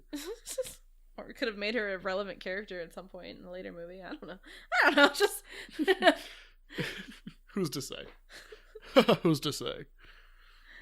I really don't like the design of Angel. I also think they design like the animation of her is really bad. It's weird because they started using names that are for other people later. Because Angel is the name of Warren from Xmen 3, the kid with the wings. Oh, with the That's weird Angel. flex, but okay, Yeah. wings. Yeah. Was it really? Yeah. Oh. Well, his character's name is Angel. I don't know if they ever call him Angel in the movies. Oh, okay. So it was weird that they just started like. He was Warren Worthington II, I think, or like the third or something like that. He definitely had a name like that. That's for sure. Oh, and then at one point, Bird Boy is like holding on to someone with one arm. Mm-hmm. I think is it Havoc maybe? Yeah, it's Havoc. He would not be able to fly like that. No, just letting you know right now. It's also weird that he had on like the wingsuit to like catch air resistance, but like he would also just start flying again, which isn't. That's not how that works. It's like the same thing as like. Plus, once those got wet, I'm pretty sure that'd be not working as much anymore. I mean, like maybe they had some kind of like water resistant thing on them. I guess because they knew where they were going. So I guess Yeah. I get it. That I can give some excuses for, but Eric goes in to find after the fight scenes. Eric goes in to find Shaw. Yeah. What is it? Because he sends Eric out, and he sends Beast and Havoc to go do something. Mystique's like, and he's like, "You're supposed to stay in front of the exit, right? Calm down." Yeah, because he's like, "I can guide you, but once you get to that dead zone, I can't help you out." Yep. And then he gets in there, and he's like, "He's in the middle somewhere," which is like he could have done that before I left, right? So he gets in there, and then he manages to take the helmet off of him, I think, right? Well, so he's in the. I can't remember the scene very well. He gets halfway into the submarine. He's like, "Yep, he's gone," right? And then Shaw hears him say, "Up, he's gone," and I was like, "I'll talk to Magneto. I'll see what up." I feel cute today. I have a cool hat on. So he like slides the door open, and then goes in there. Then Eric is like, or no, I'm sorry, Xavier is like, I can see the whole ship. I just can't see him yet, kind of thing. Mm-hmm. Wouldn't he be able to see like the absence of energy of like where he was though? I think so. I don't know. And then he starts like kicking the shit out of Eric, which like is breaking walls, which helps Xavier see more, I think. Yeah. And then while Shaw's monologuing, and then he the like metal, takes that wire and like grabs the helmet, pulls it off. That was smart. That was good. I liked that. And then Xavier like freezes Shaw. Mm-hmm. Which you can, once again, you can still see like his arm and hand. Well, I don't think he was like time frozen. I think he was like just stuck in place. Really? Because remember, he was also struggling to hold him. That's true. Yeah. I guess. I think. But he can just stop people in their place? I guess if you can just possess someone. Yeah. I think that's the thing is he was possessing him, not like time frozen him. Okay. Yeah. All right. freezing him. And then he pulls out the quarter, and then Xavier's like, "Don't do this." I don't know why he didn't just let Shaw go. Right. I mean, did it affect him at all? The quarter going through his head? Yeah. I Did it assume. affect Xavier, I mean. Oh, no, but he was also like, "Don't kill this guy." And Magneto was like, "Oh, fucking kill this guy." Yeah, why didn't he let him go? I guess, like, because if he did, then maybe... He probably like punched Eric in the stomach or something. Yeah. Made him throw up his lunch, you know what I mean? But holy crap. Yeah. That coin. Yeah. Whoo, boy. Yeah. I vividly remember that scene from this movie, too. That is one thing when I was watching it, I was like, oh. Oh, yes. Oh, God. That's a rough one, man. Yeah. And that is, after this moment is when his voice changes. He's like, "Now that that's out of the way, I'm going to take this helmet." I was like, why is his voice a weird Scottish-American hybrid now? He brings Shaw back out to the beach. Everyone's like, "Ooh." And then the American government's like, "We talked to the Russians. We're all just going to bomb that beach. Call it a day." Yep. And they're like, "But we got to spy on that beach." And they're like, "That's life. Whatever." Yeah. It's one casualty. We'll never have an opportunity like this again. Okay. He's like, "Listen, we're Homo sapiens with missiles. We're going to use them." You Homo sapiens. You Homo your sapiens missiles. got missiles. Your missiles. It's Homo sapiens and your missiles. You're Homo sapiens. That's how we have to say it. You Homo sapiens. I can't do a Scottish accent anymore. No, you nailed it.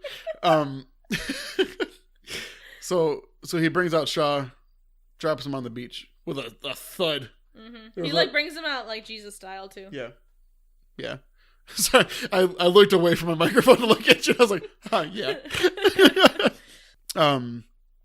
Yeah, then he floats down. He starts giving his monologue where he's just saying the same stuff as Shaw. Yeah, pretty much. Which I don't know why he wasn't just like, "Oh, you're right." Well, that was the point. Well, when he was like talking to Shaw before he did the coin, like smushed the coin through his skull. He inserted the coin for a second, like. Yeah. He was talking about. He's like, "I agree with like everything you're saying." But you killed my mother. But you killed me mother. But you killed my ma. You killed me mum.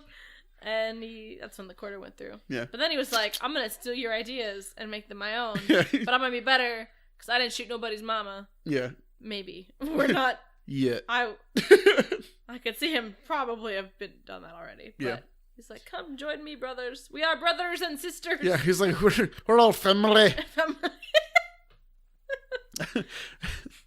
And then missiles come in. Magneto stops him because he's a G. Mm-hmm. Starts throwing them back, and then I think there's some kind of fight scene happening because he keeps losing concentration on the missiles. Yeah. Right. I don't remember who though. But there is something happening there where that keeps affecting his concentration. Like, I don't know if it's Charles or like other people. I think Charles is like pushing him. He's like, "Stop." We won't push. Yeah. Stop it. Yeah. But you can't just knock off his helmet. Why does everybody not knock off helmets here? Because the same thing happened in X-Men 1 where Sabretooth was like possessed next to him. Doesn't push it. You know what I mean? It'll flip. So it's a whole bunch of like missiles that are exploding before they get to the ships. Yeah. Michael Ironside is still there and he's like, "God, dear God." Oh, dear God. And then there's like missiles about to hit the ships. Rose Byrne comes out from behind the wreckage. She's like, "Ting, ting, ting." Starts shooting him. Shoot him, and he's like, "Pew, pew," and like, deflect. Yeah. He's like, "Pshow, pshow." And then one deflect goes straight in his boyfriend's ass, as you so eloquently put it earlier. Which also, he gets shot before Wolverine Origins. Because at the end of it, he was not in a wheelchair yet, and he was bald. Yeah. Because it's Patrick Stewart. Yep. Smoothed over. Yeah. But this is the 60s, and not the late 70s. Gotcha. So they just totally... Listen, I am all for whatever movies want to pretend that X-Men Origins didn't happen. And this one absolutely did. So he's shot in the spine, and Eric's like, "You did this!" and like starts like choking around the dog tags, and Charles is like, "No, you did." And he's like, "Oh, yeah, it was me." Not Scottish. Huh? You just gave Charles the Scottish accent. Oh, sorry. Charles was like, no, that was you, love. Yeah. And then Michael's like, it was me.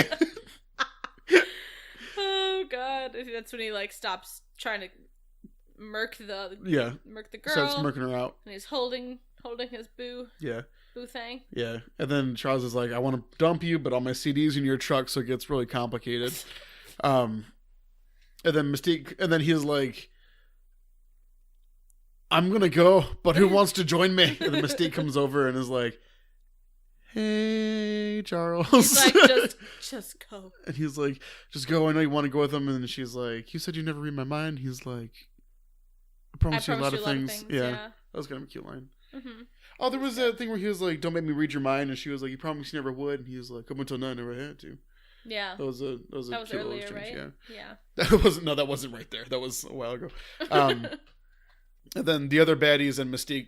The bad guys go with Magneto, essentially. And all the other ones, Mystique's the only one of like the good boy crew that goes with Magneto. Yeah. I thought it was cool that they were all like held at bay, and then like before he left he gave them the go see your friend signal. Yeah. You know what I mean? I thought that was cool. And then how did they all leave? I don't remember what. Azazel just poofs them out of there. Oh, that's right. And they go to the CIA headquarters. Oh, but then that's when they're like trying to help Charles, and then he's like, I can't feel my legs. Oh yeah. I can't feel my legs. He's like, I was gonna be a dancer. They're like, no, you weren't. He's like, oh, I'm going into shock. Is he human or is he dancer? Is he mutant or is he dancer? Hurrah, with dancer. Is that when we get? What's after that? The CIA, you said? Yeah, we go over to the prison, and then it was like the CIA headquarters or something. I don't know. And then we're in DC, I think. Because there's the bang outside, and then Stryker picks up the phone. He's like, "What the hell was that?" And then like it pans down to the prison, and then no, that's the last scene. Is there something between those scenes? Yeah, because we have the scene with Charles and Roseburn at the castle. At the school. The castle. At Castle Xavier. Basically, Castle Xavier. You can't stop talking in a Scottish I don't know what it's about right now. Join us next time when we watch The Wolverine. Woo-hoo-hoo. So he's like, I'm gonna make this into a school, and she's like, you're gonna do great. He's like, well, I'm a professor. Yeah, a professor. Professor. And then she's like, or he's like, I guess we're not Xmen anymore. And she's like, no, you're Xmen.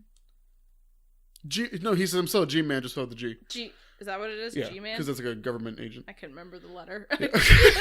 I was like, S-Man, what the fuck? Like, I would have made a lot of jokes about that. Secret Service man. I didn't. Yeah. We're not SS anymore. Oh. Yeah, so G-Man, and then she's like, what about Xmen? And I was like, but why? Xavier, man. Oh, yeah, okay. So I saw Endgame over the weekend. I'm gonna keep talking about things not Endgame related, but Endgame related. So we saw the Dark Phoenix trailer in front of it, and I was with my nephew, and then he goes, oh, and I'm like, what? Because it's like a theater, and he's yelling. And I was like, what? And he goes, Phoenix, and I was like, what? But yeah? And he goes, X Men, and I was like. I was like, oh, yeah. Your nephew's a goddamn treat. Being X-Men. He's like, get it? He's connected the dots, bro. And I was like, oh, yeah. How did I not see that? Yeah. I love that little guy so much. Holy shit. Yeah, That's awesome. Fucking galaxy brain. Yeah.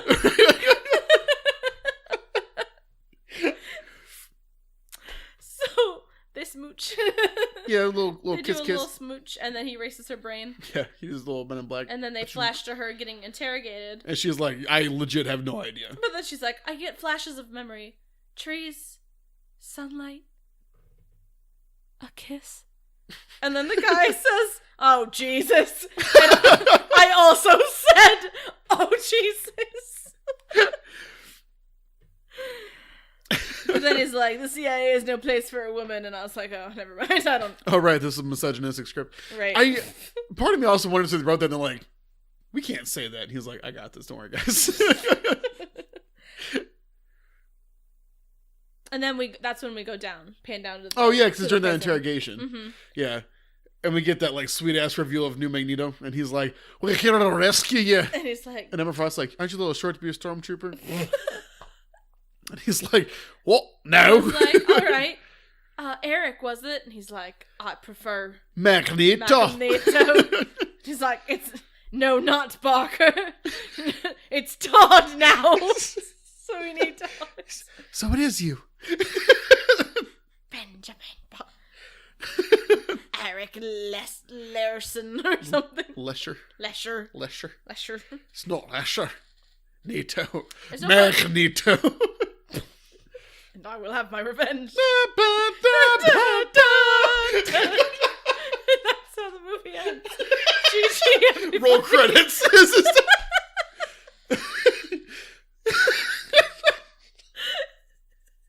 GG, everybody. And Magneto slashes everybody's throats. We good. Now I want a musical AU. Who in this wild world doesn't know the great and honorable Professor Xavier? There's no post-credit scene, right? There is not. That was sad. What else did you want? See, I thought that would have been a decent post-credit scene. I know, right? But, yeah. Sure. I guess they just weren't, like, full immersed into we the weren't post-credit. full-blowns yet, no. Because this was the year... Yet. I think this was when... Wasn't this the year Captain America came out? I have no idea. Nice. That's you're supposed to be the one that looks up the... So this is the year Captain America came out with a budget of... $140 million, because that's less than this one. $140 million. I want to see if I'm close at all. See if what year Captain America: The First Avenger came out and what its budget was. Drum roll, guys. Oh, Thor came out in 2011. Those were close together, though, the releases. So did Captain America: The First Avenger. Give me the budget. So did the Green Lantern. Stop it. Give me the budget. Give me the budget. Give me the budget. Give me the budget. Hold on. I gotta find it. It's going to be like 142 million, not 140. I'm going to flip a table. So we'll see how that goes in recording. Yeah, don't break my stuff. I'll just start shadowboxing. Ideally. Shadowboxing? What is it? 140 million. Oh, baby! Wow. Spot fucking on, Phil. Are you rounding, or is that like what it is? 140 million. Oh, boy. I saw it. I just got a big old shit-eating grin on my face. Damn. You know, it's not easy to have this much talent, you know? It'll gross 370 million because that's what every single superhero movie has grossed, I feel like. 370 million. Iron Man was also 140 million. How much was this one? 160 million. I see. I wonder if I was just remembering that off of Iron Man and just being a shithead. So, thoughts? I liked it. I liked it a lot. Yeah, that was good. I know in the beginning I was like, this is the bottom of my list. It's a shitty movie and shitty writing. You kept throwing your bangs around while you were talking. I hate it so much. You were like, I hate First Class. I hate First Class almost as much as I hate my life. Which is a lot, by the way. Dear diary. I'm an emo kid. So was this the movie you were thinking of? Yes, it was. Okay. Do you know why you didn't like it? So I think, like, I pretty much watched the end of this movie. I've seen like the whole thing, I think, but in like flashes and like different scenes, like sporadically. Yeah.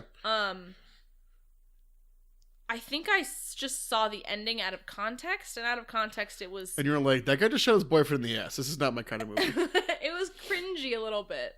And I think it's because without all of the build-up, seeing, like, Magneto's monologuing, it was not good. You're like, why is this guy Scottish? Who are you? Why is this Scottish guy so mad? You're not Magneto. Ian McKellen is English. But give me time, lassie. But in full context, I really liked this movie. No, this was. I would put this above X-Men 2. the rankings as they stand. Number 1, X2, X-Men United. Number 2, X-Men 3, The Last Stand. Number 3, X-Men 1. And number 4 is X-Men Origins Wolverine. What do you think? I would absolutely put it above the bottom 3. And between this one and X-Men 2, I'd probably watch this one. Yeah. Well, I mean, I had so many criticisms of all of the third trilogy, or of the first 3 movies. Yeah. The first, like, the trilogy. All for similar reasons. Because it was just such a hard, like, there was no character build-up, character dynamic. And this movie had all of those things for me. Yeah. And in the times that they didn't have to show, like, the growth, like I mentioned before, the montage between Eric and Charles. Yeah. They still, like, provided that. They took a a second to, like, show that something was happening, yeah. Like, my only complaint is the mistake in Magneto thing. Yeah. I mean, that wasn't exactly delivered the way I would like it to. And I think a lot of this would have been a lot weaker if they didn't get McAvoy and Fassbender. Yes, absolutely. They nailed it. They are fantastic actors, and they did a great job. But, like, so I definitely have my, like, criticisms of, like, moments like that, and just, obviously I was being nitpicky about certain things, and, like, writing flubs here and there. But, like, it wasn't nearly as bad as the other movies. And it solved a lot of the problems I had with the other ones. It had a really good balance of the action sequences with the character moments, which is, like, really important to be able to tie together like that. I think my biggest complaint is that they didn't need as many characters as they had. A lot of, like, the kid X-Men were, like, not necessarily needed. They're only there to have a showdown with the other X-Men that weren't really, or the not X-Men that weren't really needed. Pretty much. You know what I mean? I think it was just, like, a prelude to being able to, because he was trying to gather the X-Men, and so this is, like, the prelude to the gathering them for the school. To be able to teach them in a safe environment rather than exposing them to the dangers like he already did. Yeah. It's really just kind of a Charles Xavier growth piece almost. And, like, that's the thing, is, like, it's definitely forgivable because they also didn't spend too many time. Like the Cher song, If I Could Too Many Time. That's a good joke.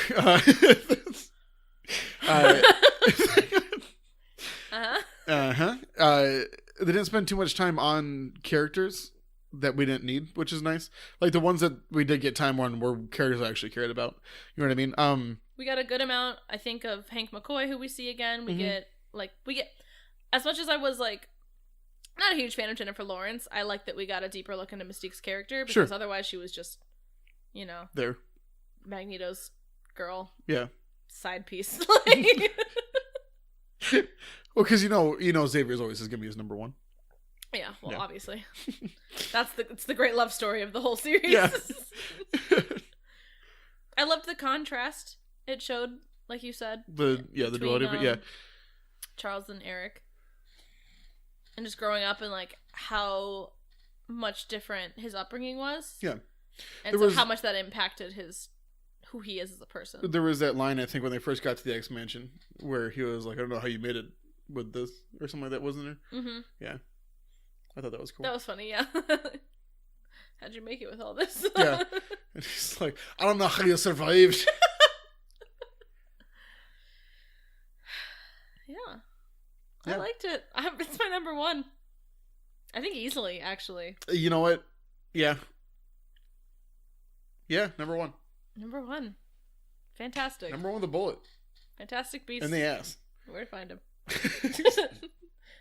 So now the new rankings are number 1, X-Men First Class. Number 2, X2, X-Men United. We can't change that because that's... X2, X-Men 2, Electric Boogaloo United. Number 3 is X-Men The Last Stand. Number 4 is X-Men 1. And number 5 is X-Men Origins Wolverine.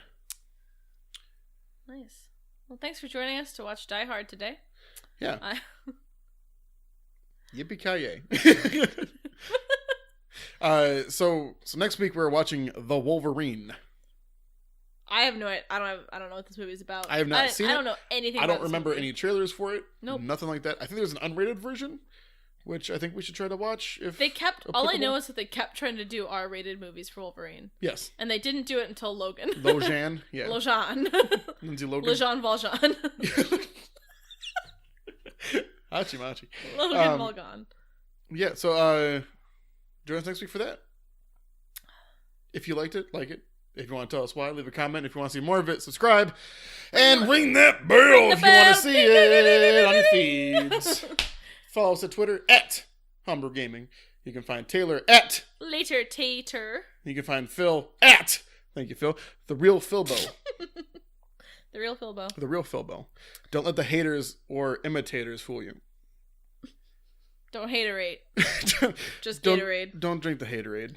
Sponsor us, Gatorade. Yeah. We are looking for sponsors currently. I think Audible's in the works. Yeah. Yeah. You want to hear our voices all the You know what? time? Yeah, go to audible.com/homebrew. Get a 30-day free trial. I don't know. Yeah, who knows? Try it. Let's We see what will. happens. Yeah. I mean, maybe if they do it, they're like, who the fuck keeps telling people to do that? So if we get enough people searching it, then they'll If we keep contact giving us. them free advertisements, Please they stop might just do spamming ours. it. And we won't stop, and then they'll just be Yeah. like, fine! And Yeah. they'll give us what we want. Also, T-Mobile is in works with Taylor, because obviously. T. Ayler. Yeah, T. Ayler. She We're said that working while on the drinking name. tea, so that's a multi-layered joke.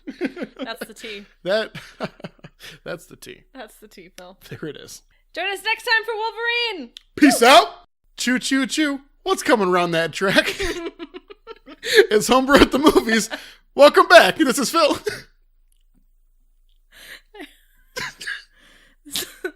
This is over.